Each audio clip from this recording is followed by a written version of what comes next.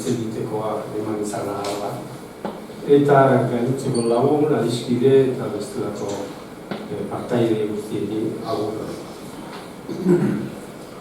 Voy a intentar explicar lo más rápidamente posible porque es un tema muy largo. Me ha gustado que Alfonso haya mencionado que la propia entidad como San Miguel, tanto el templo como la imagen y todo eso, que hay una energía que nos sobrepasa, una energía sutil, ¿no? Y decir que no es una energía real. Entonces yo voy a conectar con esa energía real. Mi tema va por ahí. Entonces, ya sé que el título de la exposición es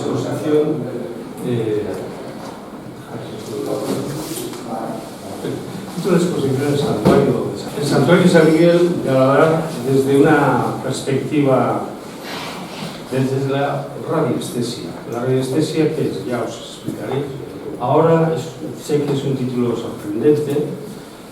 Hablaré un poquito de la geometría sagrada para entender un poco más al santuario, y haré una serie de preguntas pues como los niños pequeños hacen a su mamá cuando empiezan a adquirir conciencia de otra realidad, que es bueno, ama no lo da, ama obsergatida, zertarako zer egiteko, bueno, hori guztia. Entonces, lo que voy a presentar es una hipótesis de un trabajo a mí me parece que es plausible, pero es una hipótesis, no es, digamos, una certeza absoluta, porque lo absoluto solamente lo tengo yo arriba, ¿no? Aunque hoy el trabajo que hemos hecho ha sido avalado por un maestro de la radiestesia que luego os presentaré. Empezar diciendo, porque con esto no conectaba bien y entonces lo hemos hecho en mi ordenador.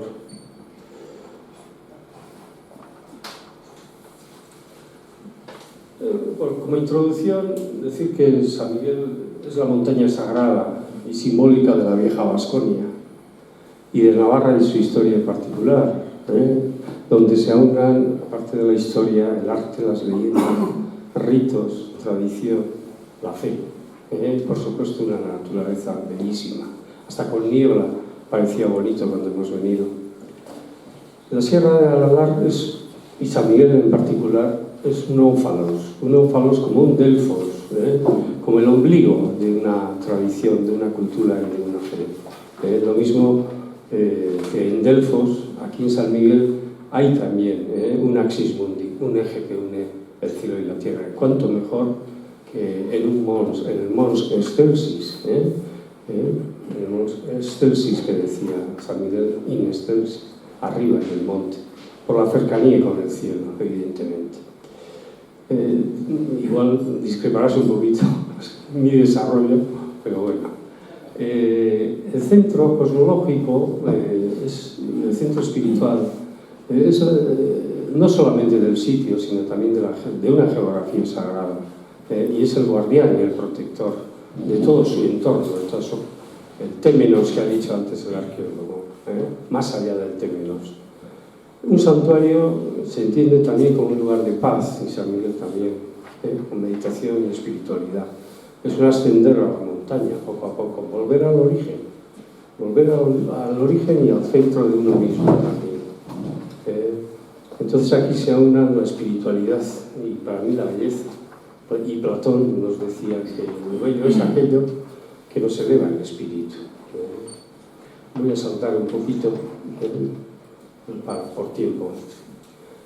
Decir, como lugar sagrado San Miguel, me he hecho una serie de preguntas, porque venía muchas veces y me preguntaba cosas y decía, ¿por qué eligieron este lugar y no otro monte, otra colina? ¿Por qué aquí? En un roquedal, ¿no? Encima de una roca, esquinado, escabroso, poco adecuado para construir, ¿no? En una pendiente. ¿Y por qué no lo ubicaron un poco más arriba, ahí en la explanada, ¿no? En la cara norte, hacia la ermita de la Trinidad? Es una pregunta que me hago, porque no parece muy práctica haberla hecho aquí. ¿Cómo determinaban el centro y la orientación del tipo sagrado, del templo sagrado, para iniciar los trabajos? ¿Cómo iniciaban? Entonces hago una hipótesis de trabajo, como he comentado al inicio. Y la pregunta fundamental que hago es a ver si es factible realizar un trazado del complejo ordenamiento energético del espacio sagrado.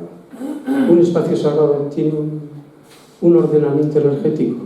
¿Sí o no? Y intentar explicar como posibilidad que hay una causalidad energética constructiva que hace construir un templo sagrado. También el tiempo sagrado y el tratamiento espacial de la luz influyen a la hora de edificar un templo. Y luego la pregunta clave: ¿la radiestesia es válida y factible para trazar un templo sagrado? ¿O una casa? ¿O ordenar un espacio urbano? ¿O una granja de ganado, de ovejas? Bueno, ¿de qué manera se desarrollaba el trazado de las redes energéticas? Desde la óptica racionalista y de la metodología científica materialista, hoy en boga, ¿es creíble y aceptable esta hipótesis? ¿O es un prejuicio social y un paradigma mecanicista puro y duro? Por eso genera incredulidad el plantear estas preguntas, genera un escepticismo, prejuicios y sobre todo yo creo que mucha gente abierta también un poco de perplejidad. Bueno, vamos a seguir. En un modelo constructivo, la geometría sagrada. ¿Qué es la geometría sagrada? Platón dijo que Dios es geómetra y creador, y le llamó el gran arquitecto del universo. Aquí tenemos una imagen, el que se ve en la Catedral de Toledo, la Biblia de San Luis, una imagen en la que el Dios creador coge un compás, apunta en el centro y construye una esfera, una circunferencia, creando el universo. Por eso, la construcción del templo lo que hace es imitar la creación del mundo. Los maestros de obra medievales trabajaban la materia bruta y la transformaban creando un edificio a imagen del macrocosmos. Todo lugar sagrado tiene su centro. Luego hay un diseño y orientación del templo.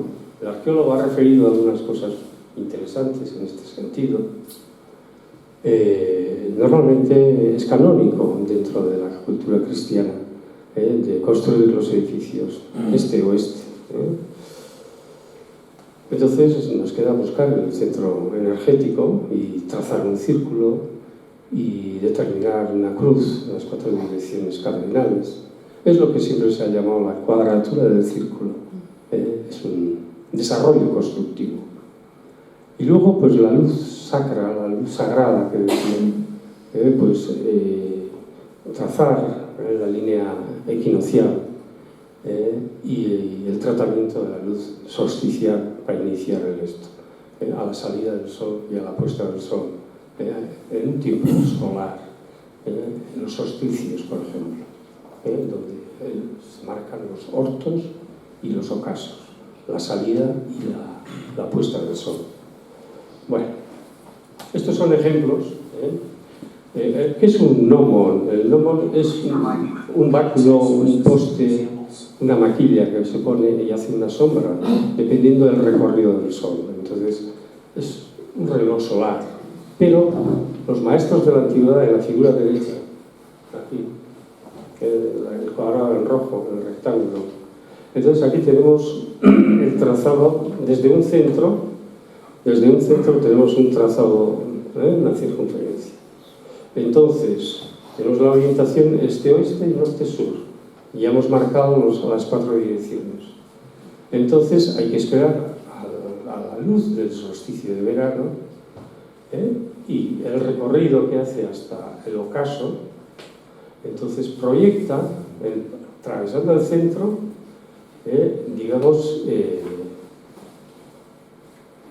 marca el solsticio, la puesta del solsticio de invierno. Y con el solsticio de invierno marca el desarrollo final del solsticio de verano. Entonces, el solsticio de verano hace un recorrido, el Sol, de la esfera, hasta el solsticio de verano. En cambio, en invierno, la luz hace un recorrido mucho más corto. Entonces, esto marcaba ya, digamos, un espacio, y a partir de ahí se desarrollaba. Se dividía por 10 en la circunferencia y se plasmaba a partir del centro, digamos, la cabecera, en este caso. Se puede hacer la cabecera más arriba en el caso de las iglesias góticas. En las románicas, esta es una ermita sencilla o una iglesia más compleja. Esto como ejemplo. Luego se iba desarrollando, se amplifica, se trabaja y bueno, pues al final sale el edificio. Un edificio es un microcosmos a imagen del macrocosmos. Estos son ejemplos de trabajos de geometría sagrada. Este fue un trabajo que hice hace 20 y tantos años con Dominique Susani, un geómetra y matemático francés. Y esto de la derecha es un jantar. Es un centro astronómico que está en Delhi, que lo visité en el año 83 o así. No me voy a entretener, únicamente saber que el desarrollo geométrico, esto es la iglesia de Guetaria, por ejemplo, me dio el cáliz, o yo creo que es la pila bautismal donde me bautizaron a mí. Entonces el desarrollo ha concluido en esto. Es un mandala, al fin y al cabo. ¿Qué es la radiestesia? La radiestesia es la capacidad que los seres humanos poseemos, todos los seres humanos, en mayor o menor medida. Mientras tú no colapses esa opción, puedes captar informaciones o campos de información energéticos sutiles. Lo que ha dicho Alfonso, que son energías reales, a los que nuestros sentidos ordinarios no pueden acceder. Nuestros 5 sentidos solamente, con eso no podemos. Tenemos que dar un salto a otra acción, a otro estado. Una vez trabajado, luego se hace espontáneamente. La capacidad psicofísica de obtener información oculta de nuestro ámbito, de cualquier ámbito de la realidad, se puede hacer por los instrumentos y por la percepción de las energías sutiles. Nosotros le damos energías sutiles, las energías que no son medibles y cuantificables desde el punto de vista digamos, del mundo científico materialista. Todos los cuerpos, incluido el cuerpo humano, pueden emitir y recibir energías y radiaciones. Y las energías que nos mandan del exterior, nos vienen del universo. Hay una interacción entre la mente, la energía desconocida y el sistema nervioso. Pero el cerebro lo remite, manda, lo traspasa al corazón y al plexo solar, que es donde está el cerebro pequeño, que ahora se está descubriendo y se habla así. Imaginaos la luz, por ejemplo, hay figuras de Jesucristo que emanan la luz desde el corazón. Pues una cosa similar. Una breve historia de la radiestesia.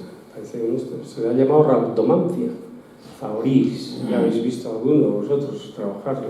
Pero la radiestesia y la teleradiestesia, que luego explicaré qué es.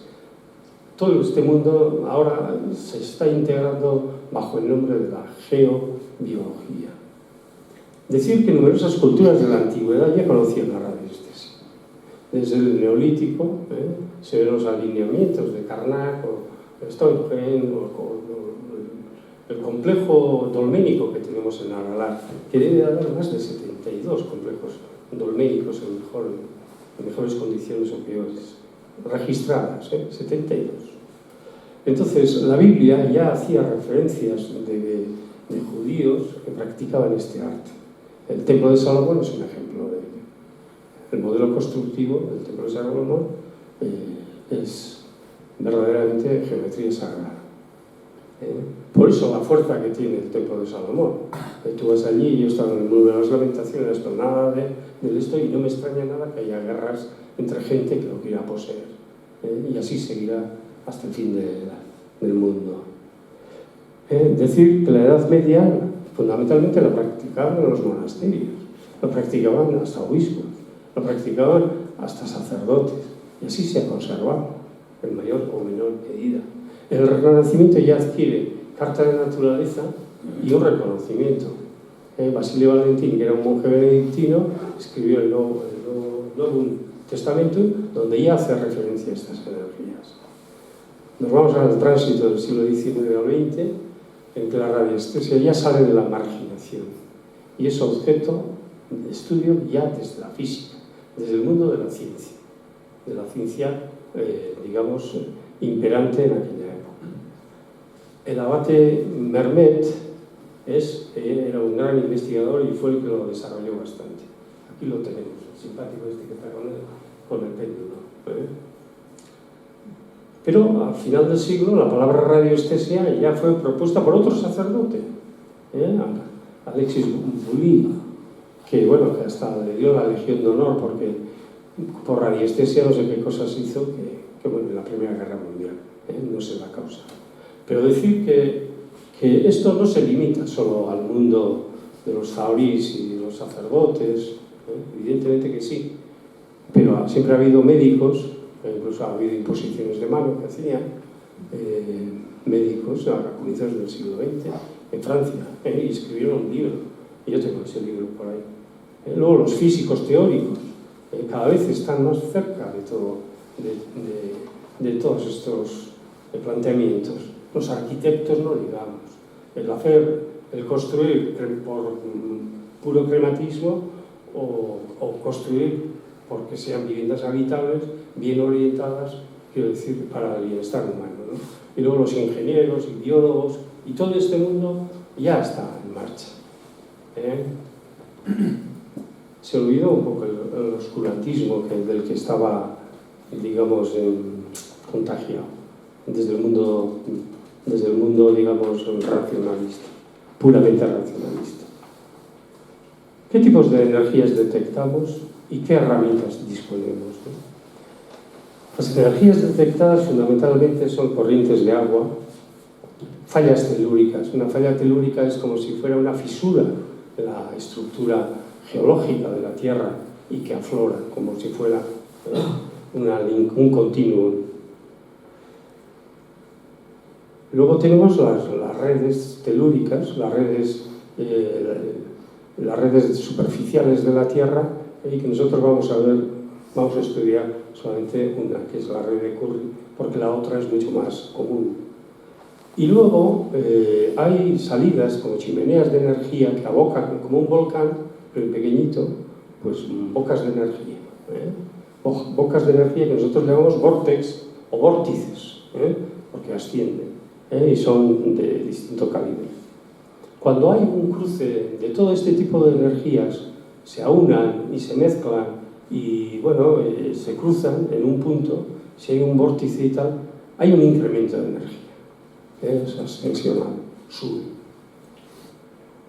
Pero decir que, aparte de la herramienta, el verdadero y único actor es el propio ser humano. Los seres humanos, si hemos dado ese salto de actividad, hace de intermediario, y las herramientas operativas son las que le magnifican, recepciona y lo transforma. La herramienta más importante nosotros consideramos que es la percepción y la activación de la mente. Si tú no activas la mente no percibes nunca nada, y si vas con una postura negativa menos. Entonces es el sentir esa energía que aboca a la superficie de la Tierra. Hay una analogía, en todo este mundo no voy a entretenerme en esto, la física cuántica actualizada, desde Planck, que ahora está adquiriendo un desarrollo importante, como lo sabéis la mayoría. Esto tiene una conexión, se está aunando, se está juntando con el pensamiento filosófico de los grandes maestros de la humanidad, ¿no? La ciencia y la espiritualidad se están juntando, y es el futuro, creo yo, porque este mundo caótico tendrá que caer de alguna manera. Esto no puede seguir así. Entonces, el futuro yo creo que es la conjunción, la implicación que ya se está dando entre la ciencia y la espiritualidad. Es un mensaje positivo.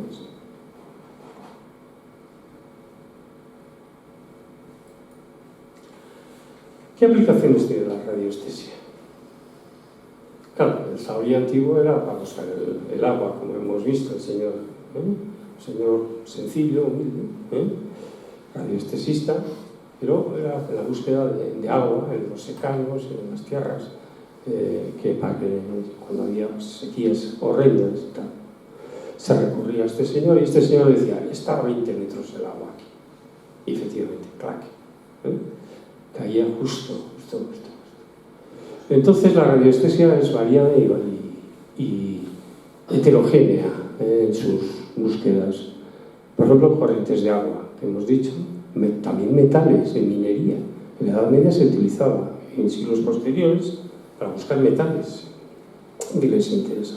Puede ser hierro, puede ser cobre, puede ser cualquier otro metal. Minerales. También personas, para buscar personas. Y ya entramos ya en un mundo más complejo, ¿no? Y en el mundo de la medicina también, hay un trabajo importante de Arraz Gil que ya...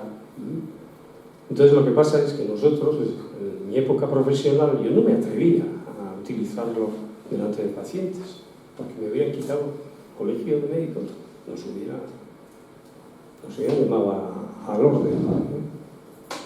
¿Y qué es la teleradiestesia?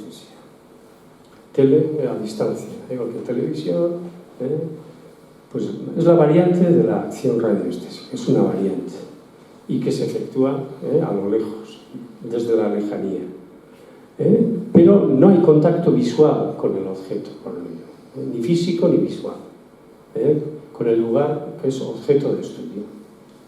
Entonces, ahí captamos las energías sutiles.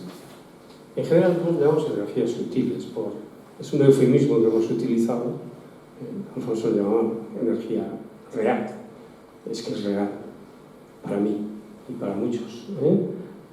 Para hacer una anamnesis de las enfermedades, como médico, puedes hacer a distancia. Hacer incluso proyecciones energéticas a distancia. Y para ello utiliza planos, gráficos, fotografías, mapas topográficos, puede hacer dibujos, etcétera, etcétera. La Archaña tiene unos cuantos de estos radiestesistas que cuando hay secuestros o asesinatos no resueltos, le reclaman. Entonces, un gráfico que lo ideó un físico francés, André Bobby, desarrolló este gráfico y digamos, la unidad del gráfico de estudio se llama Bobis, en honor a él. Entonces, aquí tenemos este gráfico semicircular y San Miguel está en 24.500 unidades. Me parece una broma.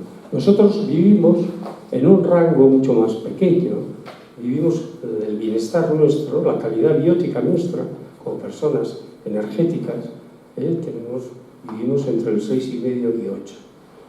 Los insectos y todos esos están un poco más bajos, mucho más bajos en ese gradiente. Si los humanos bajan de su gradiente, están enfermos o enferman. Entonces, es un método de diagnóstico incluso a distancia. Mide un poco el estado energético y la frecuencia vibratoria. La energía no es solamente digamos, lineal, ¿no? Tiene ondas, o cuantos. La energía cuántica es por paquetes de energía que te lo están emitiendo. Entonces hemos llegado al núcleo de la conferencia, a lo nuclear. ¿Cuánto tiempo? Bueno, ¿qué tipos de energía vamos a detectar? Las corrientes de energía, los vórtices energéticos, la red de Curry y el esto. No he traído una... Bueno, aquí en la universidad,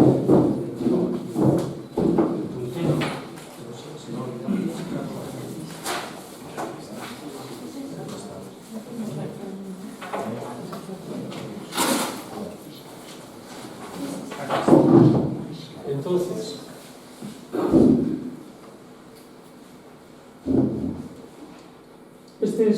este es el dibujo, digamos, de la estructura actual, de San Miguel de Agüera.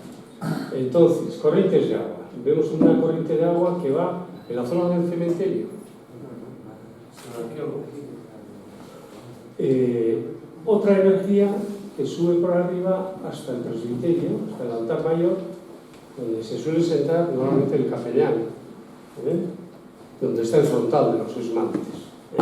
Y un poquito más adelante, donde está el altar, hay otro. Hay dos centros de energía, de mediado grado. Entonces se hace como una vesica pistis. En geometría sagrada llamamos a dos círculos que tienen un espacio común. Por eso se llama vesica pistis. Es un nombre simbólico de los cristianos de la antigüedad. Luego aquí en el altar, en la capilla menor, está el santo, ahí hay un gran centro de energía, que tiene 24.500 bovis. Aquí, donde está el sagrario, también hay otro centro energético de 24.500. Entonces, si como veis, los vórtices, estos ya los hemos determinado. Faltan las redes de Curry y las fallas. Las fallas energéticas son las que están en el rojo. Y siempre veréis cómo marcan una ventana, marcan una puerta, marcan un punto de un vórtice, ahí se cruza con el otro, sigue y se va modificando. En los dos ábsides o en las tres ábsides se ve que hay una falla que va interconectando todo como si fuera una onda. ¿Qué es lo que hace? Está fijando esa energía a través del esto, de la piedra. Es como una acupuntura que hace. Lo que está haciendo es acomodar a la energía, asentarla y fijarla. ¿Por qué? Porque las energías, el mundo geológico va variando, se va desplazando. Entonces lo que hace es fijarla y se fija de esta manera. Entonces ahí tenemos otro gran centro de energía en la capilla menor. Decir que está muy bien ubicado el sagrario. El sagrario está en un vórtex, encima de un vórtex. Es un centro de poder. Con el pelícano dibujado y con las crías del pelícano que le da de comer de su herida, es un símbolo hermético. Es muy importante. Qué bien colocado está. Y aquí, en este altar, también está la figura de San Miguel también puesta. Y hay un tenante y un ara visigoda que lo descubrieron en el presbiterio Iñiguez y Olmec, está publicado. Yo lo he leído en el románico de Navarra, que tiene dos ediciones, dos libros, dos tomos de esta investigación. No de esta, sino de Navarra en general, pero sí que habla de todo esto. Entonces, ya tenemos hecho un complejo energético, y entonces la hipótesis, dices, hombre, hemos buscado el complejo energético, y claro, como elemento constructivo, junto con la luz, es la que va a determinar el tratamiento de la luz que he explicado de la geometría sagrada, determinará la construcción del edificio. Entonces, yendo un poquito más allá, la hipótesis por radioestesia. Entonces, si podemos determinar las energías actuales, podemos determinar qué construcciones ha habido a lo largo de la historia.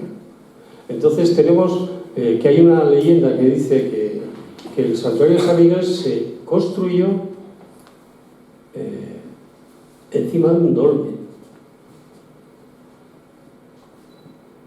Y lo hemos datado en 3040 años antes de Cristo, Neolítico Medio. Aquí, digamos, en la capilla menor, ampliada, hemos detectado un templo romano. Esas preguntas que han hecho los arqueólogos, ahí está. Hemos detectado. Es una hipótesis, es un trabajo. Es un trabajo que no es una cosa absoluta. Aquí con superistilos, sunaos y pronaos. Y luego, el periodo visigótico no quiere decir que lo hicieron los visigodos, sino, digamos, tiene trazas de visigodo y tiene una presencia, como hemos dicho, de una ara visigótica con un tenante. Almechi Usos dice que incluso hay restos visigodos ahí en el presbiterio. Está datado en 705 después de Cristo. Luego viene el carolingio, que muchas veces se confunde o muchos autores lo incluyen dentro del prerrománico. Está ahí justo entre el altar mayor, abarca desde el altar mayor hasta la capilla menor. Este es el carolingio, este de la derecha. 791 a.C. En la zona donde tuvo, en el periodo histórico de Roncesvalles, por ejemplo. Bueno, vamos a seguir un poquito. Vamos por el prerrománico. Hemos sacado dos fechas, el 1029 y el 1070. En el prerrománico, ¿veis? Ya tiene un ábside. Fue una capilla pequeña la que hicieron, seguramente con muchos restos obtenidos de los restos antiguos. Datado en el 1029 y el 1070 es del periodo prerrománico de la época de Sancho III el Mayor de Navarra, con tres ábsides. Aquí tiene espacio central, aquí esto y tal, y evidentemente lo que no hemos visto es la capilla menor. Estaría derruida o estaría abandonada. Tened en cuenta que tuvo dos incendios intermedios entre el visigodo, Abderramán III en el 900, y luego debió tener otro posterior con el románico, y otro luego tuvo una destrucción y dos incendios. Esto es un plano de Íñiguez, es un plano que levantó Íñiguez del prerrománico, nos coincide perfectamente. Y luego tenemos el románico con el nártex y el esto, la capilla menor, que es del siglo XII, el maestro Mateo, creo que fue el constructor, a la vez que Samarche y Artaiz. Entonces, esto fue construyéndose poco a poco, paulatinamente, y los reyes de Navarra fueron los grandes impulsores. Tenemos de 1130 a 1175. Este es un plano que me ha mandado un gran maestro con el que ha sido, hemos trabajado mucho con él, y es una referencia en eminencia en este sentido, es un ingeniero. Entonces, aquí dice que estuvo aquí hace unos cuantos años, que no pudo determinar las energías, el nivel de energías y tal, por la cantidad de gente que había y trastocaba todo el espacio. Pero dice que hay aguas profundas ahí, como si fuera una caravaca, una cosa parecida, hasta abajo, y está justo de la línea equinoccial. La línea equinoccial, que es igual en primavera que en otoño, que es el que le da la ambientación.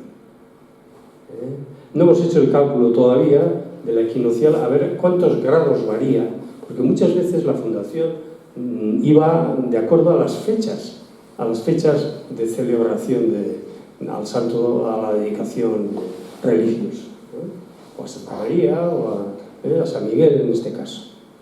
Habrá que hacer a la equinoccial, a ver, ya lo ha dicho el arquitecto, que parece que a nivel constructivo ha variado de posición. Eso lo he entendido yo, ¿no? Una cosa parecida has dicho, ¿no? Pues la línea equinoccial coincide además con una gran fisura que es equinoccial totalmente. Y arriba hay un cruce y esto me lo ha mandado la semana pasada, porque le pedí que me ratificara a ver qué le parecía todo el trabajo constructivo que hemos hecho, Pello y Vivar y yo, fundamentalmente, y me dice que sí, que muy bien, que lo del dolmen clavado, que las telúricas, como esas varían un poco, pues que igual se modifican un poquito y que el resto está, que se puede dar por válida perfectamente, excepto estas aguas subterráneas que igual están a más de 100, 150 metros, más abajo. Y él, como no necesita varillas ni nada, pues él solamente con pensarlo lo data en Bovis. Parece un mundo de ficción, pero esta realidad la estamos viviendo cotidianamente. En el COVID hicimos teleradiestesia a distancia a gente que estaba intubada a petición de familias. Oye, pues calcularon las energías, su estado anímico, cómo estaban todos, cómo tenían los pulmones, qué oxigenación tenía, si tenía fiebre y tal. Y luego pues yo le contaba al familiar y aquel, cuando iba de visita, decía, pero esto ya me lo han dicho, ¿no? Y yo le llamaba a las 8:30 de la mañana para decirle cómo estaba su paciente, su familiar. Y como yo, hemos hecho muchos. Y hacer transferencia de energía, por ejemplo, en grupos de meditaciones, a personas determinadas, a solicitud de alguno. Se hace activamente. Y se hizo incluso una universal, una proyección de energías colectivas a la humanidad. Gente, catalanes, valencianos, de todos lados. Fue algo... Entonces, ¿qué es lo que he hecho yo? Porque claro, esto hay que cruzarlo.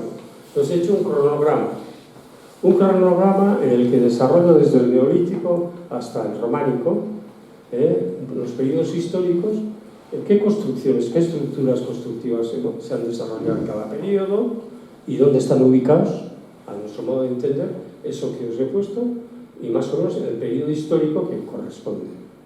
En el caso de los reyes de Navarra, pues bueno, tenemos a Sancho III, que ya lo he dicho, Sancho Garcés, García Ramírez y Sancho de Sal, que hizo la capilla menor y creo que regaló los esmaltes, ¿no?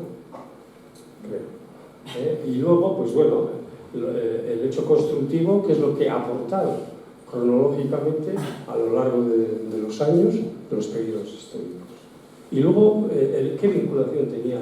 Bueno, una vinculación a San Miguel en el caso concreto. Pues el rey Witiza pues, gobernó en este periodo histórico. Abderramán III destruyó tal. El primer documento coincide de Sancho III, Sancho el Mayor, posterior hubo otro incendio, cuando fue consagrado, porque es rey, los auxilios actuales, y coincide también el primer documento en el siglo XI con la donación de San Salvador de Olazábal, de Guipúzcoa, la primera vez que aparece la palabra Guipucha. Eso en la época de Sancho III. Y hemos estado en Olazábal y allí hay una pequeña capilla subterránea que hace de cripta, que es románica, además solamente de un ábside, que corresponde. Entonces, esto lo he cruzado todo con los periodos todo, con las energías que detectamos, con la teleradiestesia, y coincide históricamente más o menos en los mismos periodos. Esto parece una putada, pero no. Entonces lo voy a dejar aquí, y bueno, decir únicamente, bueno, que hipotéticamente los resultados del estudio realizado identifican la estructura y la construcción de San Miguel con la red energética subyacente, y que las fechas constructivas se aproximan, al menos coinciden en un rango, con los periodos históricos que conocemos por las fechas de la historia y las dataciones arqueológicas que han realizado los arqueólogos, que son mucho más precisos. Bueno, eskerrik asko danoi, eta aquí pues poco queda que decir, ¿no? Agradecer a Colo Segurola mujer, que ha sido la correctora y consejera de esta emocionante aventura. Es editora de la revista EGAN, académica de Euskaltzaindia, numeraria de la Vascongada y un montón de cosas. Aparte de madre de familia, excelente y una buena esposa. Tengo que agradecer a Pello Iríbar, no sé si ha venido, era de venir, por la eficacia, justamente, copartícipe en esta aventura, esmerada eficacia, haber podido concluirla. A Irene Sarria, la que me ha ayudado en hacer las diapositivas y las planchas. Y tengo que recordar a mis maestros. Tengo que recordar aquellas décadas en la búsqueda de las energías sutiles. Tiempos grises aquellos, casi clandestinos y oscuros, en un ambiente de desconocimiento e incredulidad social imperantes. Javier Petralanda Alberdi, un extraordinario maestro, compañero en el camino, precursor e impulsor de la radioestesia y ecobiología, por su humildad y maestría en la críptica docencia. Un docente extraordinario. Luego Dominique Susani, el que me inició en la geometría sagrada hace más de 20-25 años, matemático, geómetra, catedrático, es un filósofo francés y actualmente es un maestro itinerante por el mundo. Anda por Chile, Sudamérica, ahora creo que se ha ido a Estados Unidos. Y Alphonse Viñal, Arnau, este es médico como yo, y con él, pues este es un maestro de las energías etéreas, las sutiles, el pulso, diagnóstico de enfermedades, es extraordinario. Y luego a Idoia Zabala, les tengo que agradecer también. Entonces aquí con Coro, mi mujer, aquí el día de San Miguel, cuando el guardaeche estaba todavía en marcha, cuando íbamos a Igaracha una vez al año, vamos también, cuando podemos. Miquel, tú también estuviste varias veces, o una. Aquí a la derecha arriba, Pello, aquí en una de las múltiples visitas que hemos hecho para hacer este trabajo. Y luego, pues, otro compañero que nos ayudó por las redes. Este es el gran maestro, este es Javier Petralanda, es un vizcaíno, aquí podemos venir. Este es el Susani y este es el Alphonse Viñals. Mila esker, eta bueno, llegará el día en que cuando escriba el artículo, pues trataré de completar un poco más el estudio. Pero la hipótesis, yo creo que no